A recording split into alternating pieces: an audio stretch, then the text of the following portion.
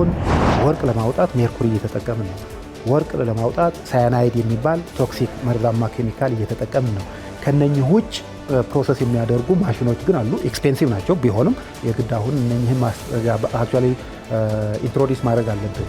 ስርዓተ ድምጾች ሳይዘጋጁ እነሱ ስታንዳርዳይዝ ሳይደረጉ ስርዓተ መዝገበ ቃላት ሳይዘጋጅ የሰዋሰው ትምህርቶች መጽሐፍት ሳይዘጋጁ የመማሪያ ማስተማሪያ መጽሐፍት፣ የመምህሩ መምሪያ፣ የተማሪው መማሪያ፣ ስልጠና ራሱ የሚያስተምረው ሰው ከትምህርት ቢሮ ጀምሮ ያለው ብዙ ነገር ሳይዘጋጅ ነው ብሎ በጨበጣ የተሄደበት። የኢራን እስላማዊ አብዮታዊ ዘብ ባወጣው መግለጫም የሀገሪቱ የስለላ ዘርፍ የበላይ አዛዥ የነበሩት ሜጀር ጀነራል ሰኢድ ማጂድ ካዴሚ በአሜሪካና በእስራኤል በታቀደና እጅግ ረቂቅ በሆነ ስልታዊ ጥቃት ተገድለዋል።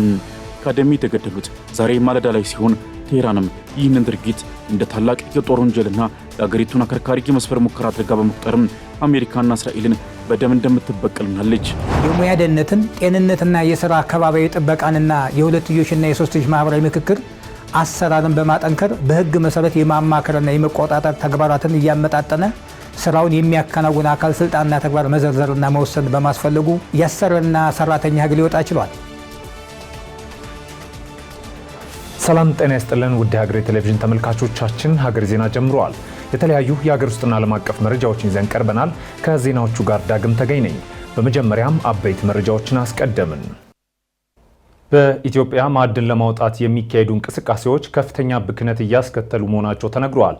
አካባቢን በአግባቡ መጠበቅ የሚያስችሉና በቴክኖሎጂ የተደገፉ አሰራሮች ሊዘረጉ እንደሚገባም ተመላክቷል። ሱባሎ ጋሻው ኢትዮጵያ ከፍተኛ የማዕድን ሀብት ካላቸው ሀገራት መካከል ትጠቀሳለች። ይህንን የማዕድን ሀብት በአግባቡ ከመጠቀም አንጻር አሁንም ሰፊ ክፍተቶች ስለመኖራቸው የሚጠቁሙ የዘርፉ ባለሙያዎች ከማዕድን ማውጣት ጋር በተያያዘ እየተሰሩ ያሉ ስራዎች በተለያየ ደረጃ የሚጠቀሱ ችግሮች እንዳሉባቸው ይገልጻሉ።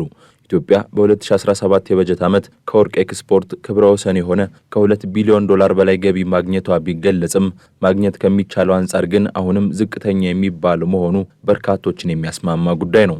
አብዛኛው የማዕድን ማውጣት ስራ በዘልማድ የሚከናወን መሆኑን የሚገልጹት በመቀሌ ዩኒቨርሲቲ የስነ ምህድር መምህርና ተመራማሪው ፕሮፌሰር ምሩጽ ሀጎስ በባህላዊ መንገድ የሚከናወን የማዕድን ማውጣት ስራ አካባቢን እየበከለና ማዕድን እያባከነ ያለ መሆኑን ገልጸዋል። እስካሁን ወርቅ ለማውጣት ሜርኩሪ እየተጠቀምን ነው። ወርቅ ለማውጣት ሳያናይድ የሚባል ቶክሲክ መርዛማ ኬሚካል እየተጠቀምን ነው። ከነኚህ ውጭ ፕሮሰስ የሚያደርጉ ማሽኖች ግን አሉ። ኤክስፔንሲቭ ናቸው። ቢሆንም የግድ አሁን እነኚህን አክቹዋሊ ኢንትሮዲስ ማድረግ አለብን። በዘልማድ የሚደረግ የማዕድን ማውጣት ስራ ከምንበላው የምናበላሸው ነው የሚበልጠው።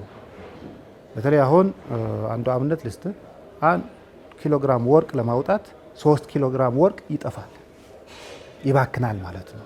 ኢቨን ማዕድናችንም በትክክል አልተጠቀምንበትም። ምክንያቱ ሀላቀር የሆነ ቴክኖሎጂ ነው የምንጠቀመው፣ ጎጂ የሆነ ቴክኖሎጂ ነው የምንጠቀመው እና ይሄን አንዱ ያለንን ሪሶርስ ማክሲመም ያደርግበት አካባቢያችን በማይጎዳ መልኩ የምናወጣበት፣ ሌላ ደግሞ ህብረተሰቡ ደግሞ ተጠቃሚ በሚያደርግ መልኩ በተለይ እዚህ ጋር በጣም መሰመር አለበት። ኤኒ ማይኒንግ አክቲቪቲ ህብረተሰቡ ካልጠቀመ ማዕድን ማውጣት ስራ ማይባል። በዘርፉ ያሉ የሌሎች ሀገራት ተሞክሮዎችን መቅሰም እንደሚገባ አክለው የጠቆሙት ፕሮፌሰር ምሩጽ ቴክኖሎጂዎችን ወደ ሀገር ውስጥ ማስገባት ላይ ትኩረት ተደርጎ ሊሰራ እንደሚገባ ጠቁመዋል። በማዕድን ዘርፍ የካበተ ልምድ ካላቸው ሀገራት መካከል ኦስትሪያ ትጠቀሳለች። ሀገሪቱ እስከ 25 በመቶ የሚሆነው ጠቅላላ የሀገር ውስጥ ምርቷ ከማዕድን ጋር የተገናኘ መሆኑንም መረጃዎች ይጠቁማሉ። የማዕድን ዘርፍ በአግባቡ ካልተመራ ጉዳት ያስከትላል የሚሉት በኢትዮጵያ የኦስትሪያ አምባሳደር ዶክተር ሲሞኔ ናፕ ዘርፉን ሁሉን አቀፍ በሆነና ንጽህና በተሞላበት መንገድ መምራት እንደሚገባ ጠቁመዋል። ማዕድን የማውጣት ስራ መቆሸሽ የለበትም። መቆሸሽ ስል በሁሉም መንገድ ማለቴ ነው። ከማዕድን ማውጣቱ ሂደት ጀምሮ በኢኮኖሚውና በማህበረሰቡ ላይ እስከሚያሳድረው ተጽዕኖ ድረስ ማዕድን ማውጣትን በዘላቂነትና አካባቢን በማይበክል መንገድ ማከናወን ይቻላል። ማዕድን ማውጣት በከፍተኛ ኃላፊነት ከናወን የሚገባና ለአንድ ሀገር ኢኮኖሚያዊ አዎንታዊና ገንቢ በሆነ መንገድ አስተዋጽኦ ሊያበረክት የሚችል ዘርፍ ነው። በዚህም ለማህበረሰቡና ለሰዎች ደህንነት በተለይም ደግሞ ማዕድን በሚወጣባቸው አካባቢዎች ለሚኖሩ ሰዎች ጠቃሚ ሊሆን ይችላል። በማዕድን ማውጫ ቦታዎች ዙሪያ ባሉ ማህበረሰቦች፣ ከተሞችና መንደሮች ላይ የሚከሰቱ የጤናና ማህበራዊ ችግሮችን አይተናል።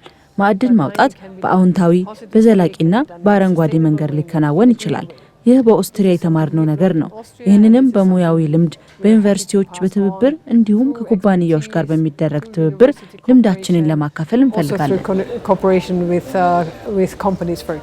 ዘርፉን ተገቢ በሆነ ሕግ መምራት አስፈላጊ ስለመሆኑ የሚናገሩት ፕሮፌሰር ምሩጽ በበኩላቸው በዝግጅት ሂደት ላይ ያለው የማዕድን ፖሊሲ ወደ ስራ መግባት እንዳለበት ጠቁመዋል።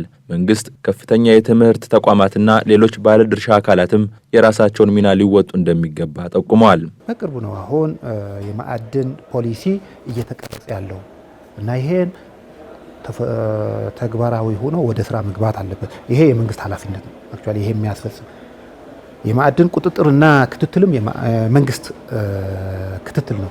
መንግስት ማዕድን ኢትዮጵያ ውስጥ ከሚያስፈልጓት የኢኮኖሚክ ሴክተሮች አንዱ ፒላር ነው ካለ ለማዕድን ደግሞ አክቹአሊ ትኩረት ማድረግም መቻል አለበት መንግስት። ዩኒቨርሲቲና የምርምር ተቋማትም እዚህ ላይ ጠንክረው መስራት አለባቸው። ህብረተሰቡ ጋር ወርደው ያለውን ችግር ያለውን ሁኔታ መገንዘብ አለባቸው። ያለውን ሀብት በቀላሉ ለህብረተሰብ በሚጠቅም መንገድ ለሀገሩም በሚጠቅም መንገድ እንዴት አድርገን ብናለማው ነው የሚሻለው የሚባል ብዙ የምርምርና ስርጸት ስራዎችም ይጠበቃል። የሚመጣው ጄኔሬሽንም እንዳይቸገር በተበላሸ አካባቢ እንዳይኖር አሁንም ቁጥጥር ማድረግ አለብን። የህብረተሰብ የግንዛቤ መጠኑም ማደግ መቻል አለበት። እነኚህ የምርምር ተቋማትና የመንግስትም እዚህ ላይ በሰፊው መስራት አለባቸው። መቀመጫውን በኦስትሪያ ያደረገው ሊዮቬን ቴክኒካል ዩኒቨርሲቲ በኢትዮጵያ የማዕድን ዘርፍ ላይ ሚና ካላቸው ከፍተኛ የትምህርት ተቋማት ጋር አብሮ እየሰራ እንደሚገኝ አስታውቋል። የሀገር ውስጥ ቋንቋዎችን በስርዓተ ትምህርት ውስጥ ማካተት ከማህበረሰብ ጋር መቻቻልን የሚፈጥር ቢሆንም ከዘርፉ ተመራማሪዎች በላይ የፖለቲከኞች ተሳትፎ የጎላ መሆኑ ችግሮች እንደሚያባብስ የዘርፉ ምሁራን ተናግረዋል። አክለውም የስነዳና የመዝገበ ቃላት ዝግጅት ቀዳሚ ሊሆን ይገባልን ብለዋል።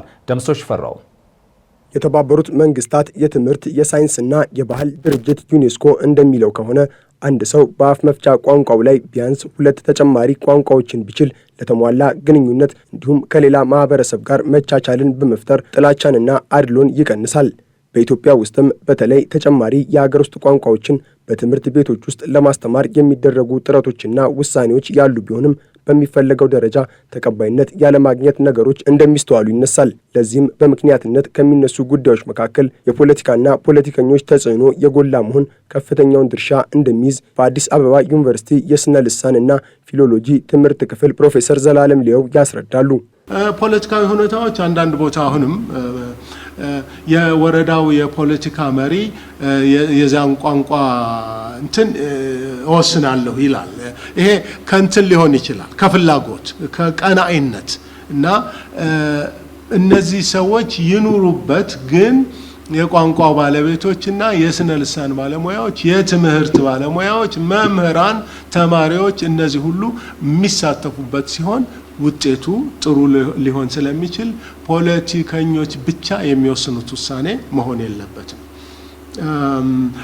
ቋንቋ ፖሊሲ በነገራችን ላይ አንድ ቋንቋ ፖሊሲ ሲባል ሽፕራ ፖለቲክ ይሉታል በጀርመኖች። የቋንቋ ፖለቲካ ማለት ነው ቋንቋ ፖሊሲ። እዛ ውስጥ ፖለቲካ ነው ያለው። ግን ያንን በጥርት ባለ መንገድ የቋንቋ ፖሊሲ ትምህርትን በተመለከተ ምን እንደሚል ጥርት ባለ መንገድ መረዳት ያስፈልጋል።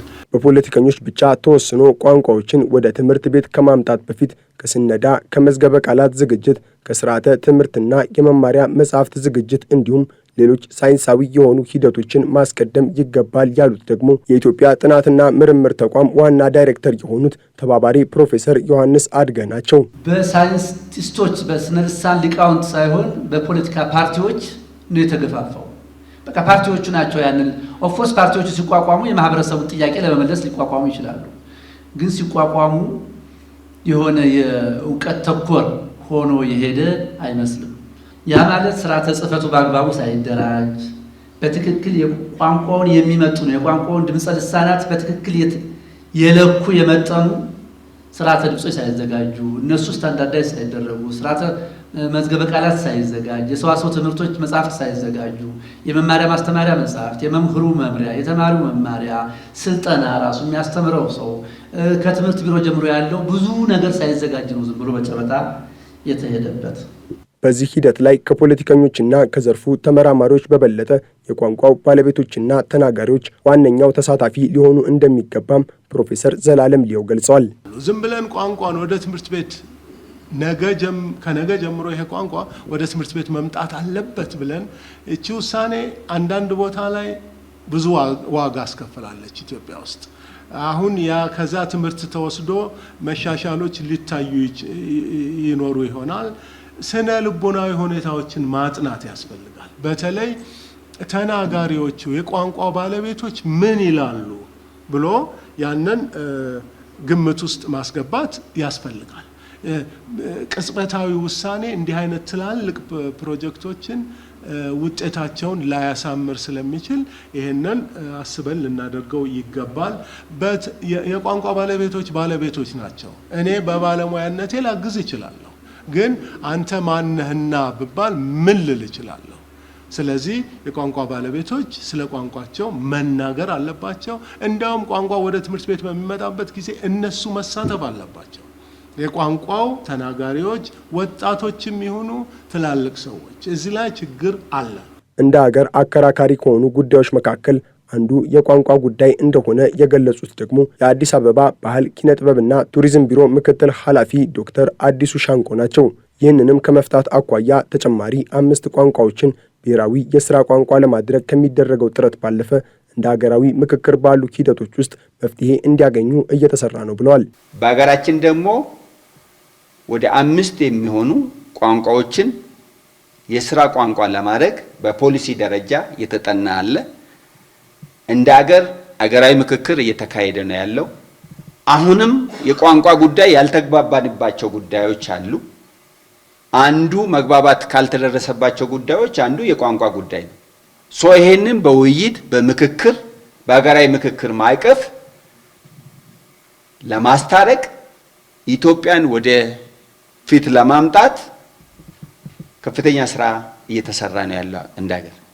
የአዲስ አበባ ባህል ኪነጥበብና ቱሪዝም ቢሮ ከአዲስ አበባ ዩኒቨርሲቲ የኢትዮጵያ ጥናትና ምርምር ማዕከል ጋር በመተባበር በአፍ መፍቻ ቋንቋ የመናገር ቀንን ባሳለፍነው ቅዳሜ አክብሯል። በመድረኩ ላይም የአፍ መፍቻ ቋንቋ ትምህርትን የተመለከቱ ጥናቶች ቀርበው ውይይት ተደርጎባቸዋል። የኢራን የስለላ ዘርፍ የበላይ ኃላፊ የነበሩት ሜጀር ጀነራል ሰኢድ ማጂድ ካዴሚ በአሜሪካና እስራኤል ጥቃት መገደላቸውን የኢራን እስላማዊ አብዮታዊ ዘብ አስታውቋል። በሌላ በኩል የአሜሪካው ፕሬዝዳንት ዶናልድ ትራምፕ ኢራን የሆርሙዝ ሰርጥን እንድትከፍት በድጋሚ የ48 ሰዓታት ቀነ ገደብ የሰጡ ሲሆን ኢራን መተላለፊያውን ካልከፈተች ሁሉንም ነገር እንደሚያወድሙባት ዝተዋል። ኢራን በምላሿ የትራምፕ ዛቻ የተለመደ ነው ስትል አጣጥለዋለች። ሙሴ ከበደ ተጨማሪ አለው። የመካከለኛው ምስራቅ ጦርነት ከተጀመረ እነሆ 5 ሳምንታት አልፈው 6ኛ ሳምንቱ ጀምሯል። ይሁንና አሁንም ሚሳኤሎች ያጓራሉ፣ ከተሞች ይደበደባሉ፣ ግዙፍ መሠረተ ልማቶች ይወድማሉ። ዓለምም ወደ ነበረችበት ላትመለስ እየተናወጠች ቀጥላለች። በሆርሙዝ የባህሮች ምጥ መዘጋትና በባህረ ሰላጤው ያሉ የነዳጅ ተቋማት መጋየት በመቀጠላቸው ሳቢያ በዓለም ኢኮኖሚ ወሳኝ ሸቀጥ የሆነው የነዳጅ ምርትም በከፍተኛ ሁኔታ ዋጋው አሻቅቦ በአራቱም ማዕዘናት ያለው የሰው ልጆች የዕለት ተዕለት እንቅስቃሴ በእጅጉ እየተፈተነ ነው። የዚህ መዓትና ውድመት ማብቂያ መቼና እንዴት እንደሆነ ማንም በትክክል መናገር አይችልም። ታዋቂው ጀርመናዊ ፈላስፋ ፍሬድሪክ ሄግል ከታሪክ የምንማረው ከታሪክ አለመማራችን ነው እንዳለው ሰለጠንኩ አወቅኩ የሚለው የሰው ልጅ ፍጥረትም የዘመናት የልፋቱን ውጤት ያፈረሰ መጥፊያውን ለማቅረብ እየጣደፈ ነው። በዚህ ጦርነትም እስካሁን በኢራን ከ2000 በላይ ሰዎች፣ በሊባኖስ ከ1300 በላይ ሰዎች እንዲሁም በእስራኤል 24 ሰዎች ተገድለዋል። በሁሉም የገልፍ ሀገራት የሚገኙ የነዳጅ መሠረተ ልማቶች ተመተው ክፉኛ ተጎድተዋል። አሁን ወሳኙ ጥያቄ ጦርነቱ መቼ ይቆማል የሚለው ሳይሆን ቀጣዩ ኢላማ የትኛው ወታደራዊ መሪ እንዲሁም የትኛው ተቋም ነው የሚለው ሆኗል። የዛሬው የጦርነቱ ውሎም በታላቅ መርዶ ነው የጀመረው።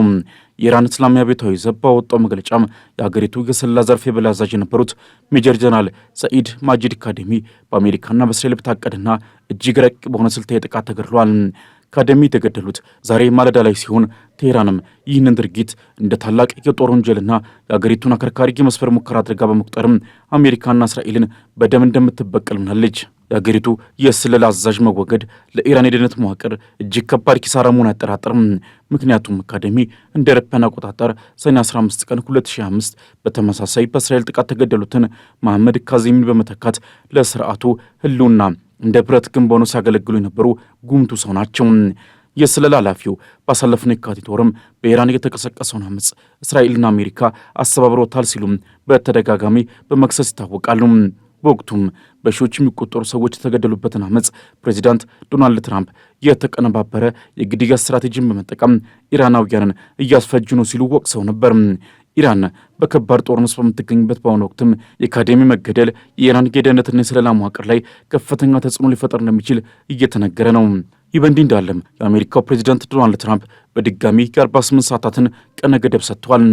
ፕሬዚዳንቱ ከዚህ ቀደም አስቀምጠውት የነበረውን የ10 ቀናት የመጨረሻ ቀነ ገደብ እንደ አውሮፓውያን አቆጣጠር በሚያዝያ 6 ማለትም በዛሬው ዕለት ማብቃቱን ተከትሎም በድጋሚ ለ48 ሰዓታት ማሻገራቸው ታውቋል። ትራምፕም ኢራን የሆርሙዝ ወሽመጥ እንድትከፍት ለበርካታ ጊዜያት የተለያዩ ቀነ ገደቦችንና ማስጠንቀቂያዎችን ሲሰጡ ቆይተዋል።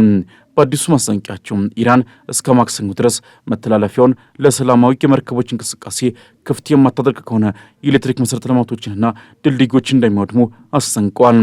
ፕሬዚዳንቱ ከፎክስ ኒውስ ጋር በነበራቸው ቆይታ በዛሬው ዕለትም ስምምነት ላይ ይደረሳል የሚል ተስፋ እንዳላቸው ቢጠቁሙም ስምምነቱም በፍጥነት ካልመጣ ግን በኢራን ያለውን ሁሉም ነገር እንደሚወድሙና ነዳጇንም እንደሚወስዱ ዝተዋል።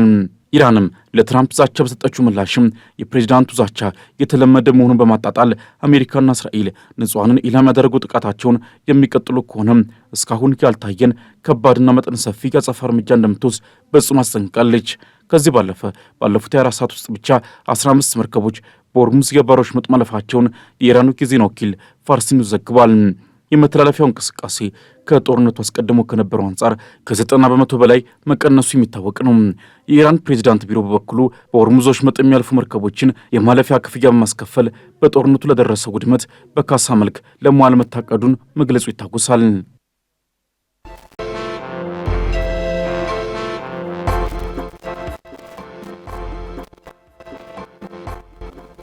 ውድ ተመልካቾቻችን ሀገር ዜና እንደቀጠለ ነው። አጫጭር ወዳልናቸው መረጃዎች አለፍን።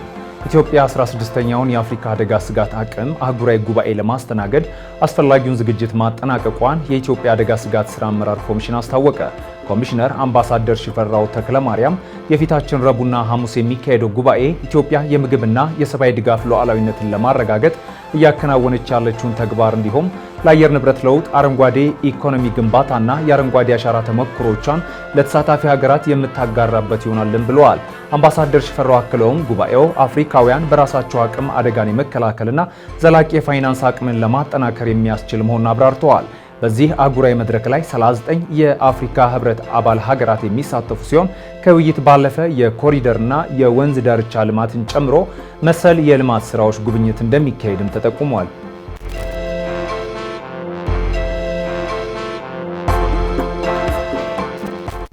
በደቡብ ኢትዮጵያ ክልል ከ1.6 ቢሊዮን ብር በላይ በሆነ ወጪ የተገነቡ የሶላር ሚኒግሪድ የኃይል ማመንጫዎች ተጠናቀው አገልግሎት መስጠት ጀምረዋል። ፕሮጀክቶቹ በደቡብ ኦሞ ዞን እንዲሁም በጋሞ ዞን የሚገኙ ከ20 ሺህ በላይ አባወራዎችን የኤሌክትሪክ ተጠቃሚ ያደርጋሉ ሲሉ የክልሉ ርዕሰ መስተዳድር ጥላሁን ከበደ ገልጸዋል። ማመንጫዎቹ በጥቅሉ 2325 ኪሎዋት ኃይል የማመንጨት አቅም ያላቸው ሲሆን ግንባታዎቹም በውሃና ኢነርጂ ሚኒስቴር፣ በኢትዮጵያ ኤሌክትሪክ አገልግሎትና በዓለም ባንክ ትብብር የተከናወነ መሆኑ ተገልጿል። አቶ ጥላሁን የገጠሩን ማህበረሰብ የአማራጭ ኃይል ተጠቃሚ የሚያደርጉ የልማት ስራዎች ተጠናክረው እንደሚቀጥሉም ጠቁመው ህብረተሰቡ የተገነቡ የኃይል መሰረተ ልማቶችን በባለቤትነት እንዲጠብቁም አሳስበዋል።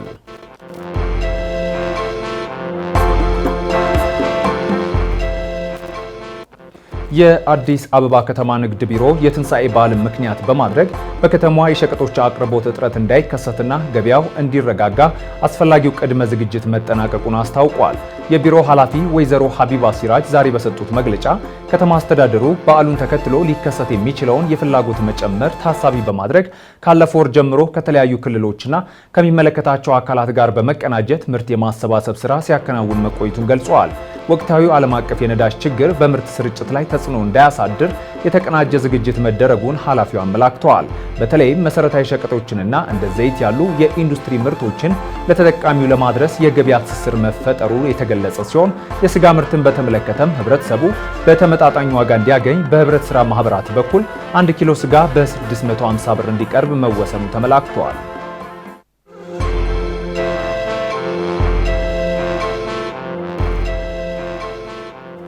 ከሀገር ማዶ ያገኘናቸው መረጃዎች አለፍን። የናይጄሪያ ጦር በካዱና ግዛት በፋሲካ በዓል ወቅት በታጣቂዎች ታፍነው የተወሰዱ 31 ታጋቾችን በሰላም ማስለቀቁን አስታወቀ። ጥቃቱ የተፈጸመው ከአቡጃ በ100 ኪሎ ሜትር ርቀት ላይ በምትገኘው አሪኮ መንደር ሲሆን የታጠቁ ወንበዴዎች በበዓሉ ስነ ስርዓት ላይ ነበሩ የካቶሊክና የወንጌላውያን አብያተ ክርስቲያናት አማንያንን አፍነው ወስደው ነበር። በዚህ ጥቃት ቢያንስ 7 ሰዎች መገደላቸውን የሃይማኖት መሪዎች ሲገልጹ ሰራዊቱ ከታጣቂዎቹ ጋር በፈጠረው የተኩስ ልውውጥ ታጣቂዎቹ ታጋቾቹን ጥለው እንዲሸሹ አድርጓቸዋል። በናይጄሪያ ሰሜን ምዕራባዊ ክፍል ለገንዘብ መጠየቂያ የሚፈጸሙ የሰዎች እገታዎች በከፍተኛ ሁኔታ እየጨመሩ መጥተዋል። በተያያዘ ዜና በዛምፋራ ግዛት በነበረ ሌላ ወታደራዊ እርምጃ 35 የሚሆኑ ታጣቂዎች መገደላቸው ተገልጿል። ይህም በሀገሪቱ ያለው የጸጥታ ስጋት አሁንም አሳሳቢ መሆኑን አመላክተዋል።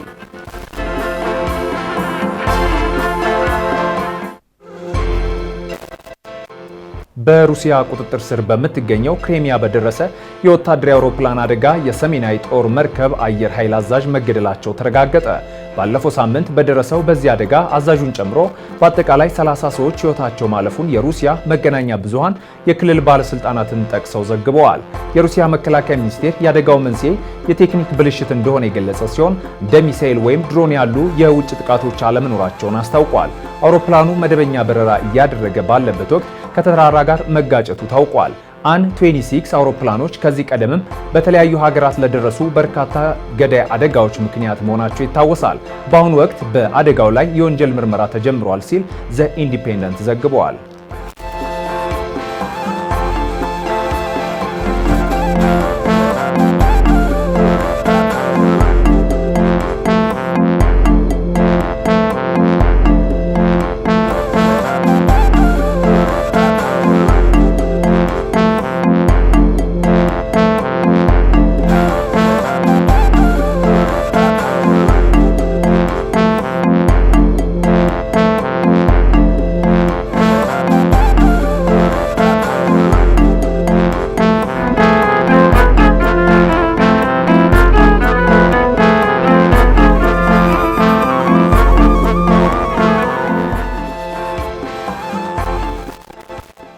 አቢሲኒያ ባንክ የተሟላ ዲጂታል የውጭ ምንዛሬ አገልግሎት መስጠት መጀመሩን አስታውቋል።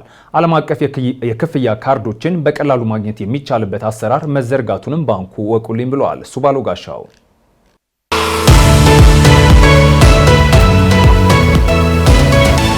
የተሟላ ዲጂታል የውጭ ምንዛሬ አገልግሎት መስጠት ጀምሬያለሁ ሲል አቢሲኒያ ባንክ አስታውቋል። ባንኩ አቢሲኒያ ሬሚት የተሰኘ የገንዘብ ማስተላለፊያ ዘዴ፣ የኦንላይን የውጭ ምንዛሬ አካውንት መክፈትና የአቢሲኒያ ዓለም አቀፍ ቨርቹዋል ካርዶችን ያስተዋወቀ ሲሆን እነዚህ አገልግሎቶች ደንበኞች በዓለም አቀፍ ደረጃ የውጭ ምንዛሬ እንዲልኩ እንዲያስተዳድሩና እንዲጠቀሙ የሚያስችሉ መሆናቸውን የባንኩ የኦንላይን መርቻንትና ፊንቴክ ዲቪዥን ስራ አስኪያጅ ሰላም ጎሹ ገልጸዋል። የአቢሲኒያ ሬሚት ፕላትፎርም ከውጪ ሐዋላ የምንቀበልበት ነው።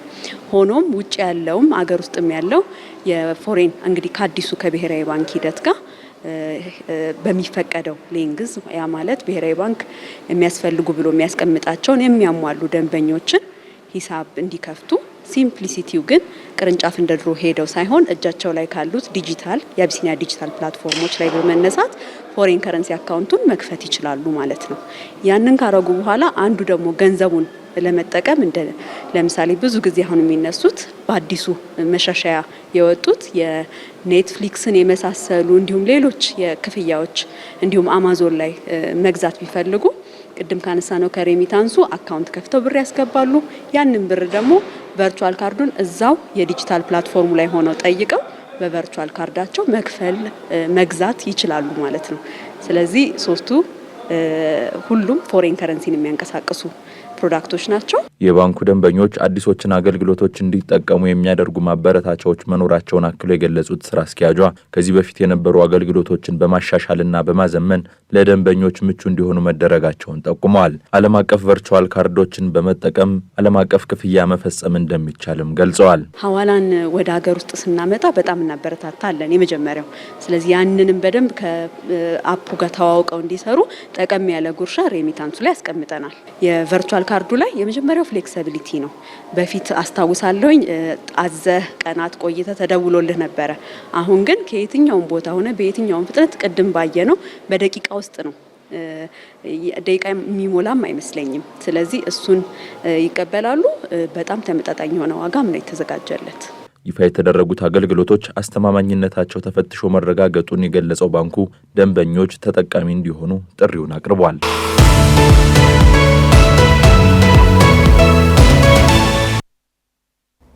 በርካታ የስራ መሪዎች በሕግ የሚሰጣቸውን ጥበቃና የሚጠበቅባቸውን ተጠያቂነት ባለመረዳታቸው ለከፍተኛ የሕግ ውዝግቦች ሲዳረጉ ይስተዋላል።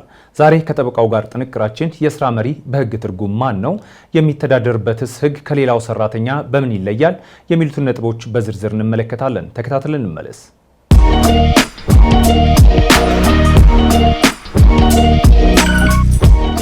ጤና ይስጥልን። ጠበቃ እንዳርጌ ካሴ ነኝ።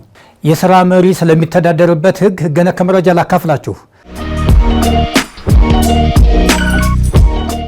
አሰሪና ሰራተኛ የጋራ ላይ ኖሯቸው የስራ ግንኙነቶቻቸውን መሰረታዊ በሆኑና በህግ በተደነገጉ መብቶችና ግዴታዎች ላይ በመመስረት አስተማማኝ የኢንዱስትሪ ሰላም፣ የዘላቂ ምርታማነትና የገበያ ተወዳዳሪነት አቅም በመፍጠር ሀገራችን ለተያዘች ፈጣን የኢኮኖሚ እድገት የማስመዝገብ ብሔራዊ ግብ በትብብርና በጋራ እንዲሰሩ ማድረግ ጠቃሚ በመሆኑ ሰራተኞችና ሰዎች የየራሳቸውን ማህበራት በሙሉ ፈቃድና ነፃነት በማቋቋም በመረጧቸው ህጋዊ እክሎች አማካኝነት መብትና ጥቅማቸውን ለማስጠበቅና ግዴታዎቻቸውን በአግባቡ ለመወጣት የህብረት ድርድር እንዲያደርጉ በመካከላቸው የሚነሱ የስራ ክርክሮችም የማህበራዊ ምክክር ስርዓትን ጨምሮ በሌሎች አማራጭ መድረኮች በተቀላጠፈ ሁኔታ መፍትሄ እንዲያገኙ የሚያስችል ስርዓት መዘርጋት አስፈላጊ በመሆኑ ሰራተኞችና ሰዎች የየራሳቸውን ማህበራት በሙሉ ፈቃድና ነፃነት መሰረታዊ የስራ ላይ መብቶችንና ግዴታዎችን ግንዛቤ ውስጥ በማስገባት ለኢንቨስትመንትና ሀገራዊ የኢኮኖሚ እድገት ግቦች መሳካት ምቹ ሁኔታ መፍጠር የሚያስችል የአሰሪና ሰራተኛ ጉዳይ አስተዳደር ስርዓት መመስረት አስፍሯል እንዲቻል እንዲሁም የስራ ሁኔታን፣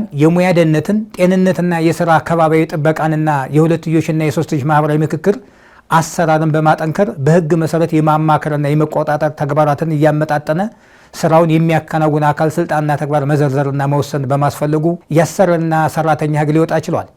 የስራ መሪ ማለት በህግ ወይም እንደ ድርጅቱ የስራ ጠባይ በአሰሪው በተሰጠው የውክልና ስልጣን መሰረት የስራ አመራር ፖሊሲዎችን የማውጣትና የማስፈጸም ስልጣን ያለው ወይም ሰራተኛን የመቅጠር፣ የማዘዋወር፣ የማገድ፣ የማሰናበት ወይም የመመደብ ተግባሮችን የመወሰድ ስልጣን ያለው ግለሰብ ሲሆን እነዚህን የስራ አመራር ጉዳዮችን አስመልክቶ የአሰሪውን ጥቅም ለመጠበቅ አሰሪው ሊወስደው ስለሚገባው እርምጃ በማንም ሳይመራ የራሱን የውሳኔ ሀሳብ የሚያቀርብ የህግ አገልግሎት ኃላፊን እንደሚጨምር በህጉ ተገልጧል።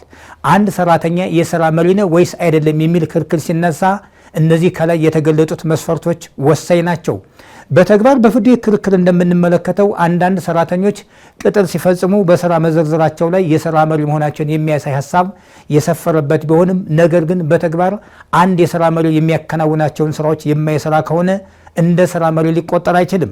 በተቃራኒው አንድ ሰራተኛ ሲቀጠር ተራ ሰራተኛ መሆኑን የሚያሳይ የቅጥር ደብዳቤ ከተሰጠው በኋላ በተግባር እያከናወነ ያለው አንድ የስራ መሪ የሚያከናውናቸውን ተግባራት የሚፈጽም ከሆነ የስራ መሪ ከመሆን አያልፍም። ዋናው ነገር በቅጥር ደብዳቤ ላይ የተገለጠው ስያሜ ሳይሆን በተግባር ከሚያከናውነው ስራ ላይ ነው። የስራ መሪ ከአሰሪው ጋር አለመግባባት ሲከሰት ክርክሩ የሚመራው በአሰሪና ሰራተኛ ህጉ ሳይሆን በ1952 ዓ.ም በወጣው የስራ ውልን በተመለከተ ህግ መሰረት ሲሆን ክስ ሲያቀርብ የዳኝነት በመክፈል ወይም በድሃ ደንብ መሆኑ ሊታወቅ ይገባል። አመሰግናለሁ።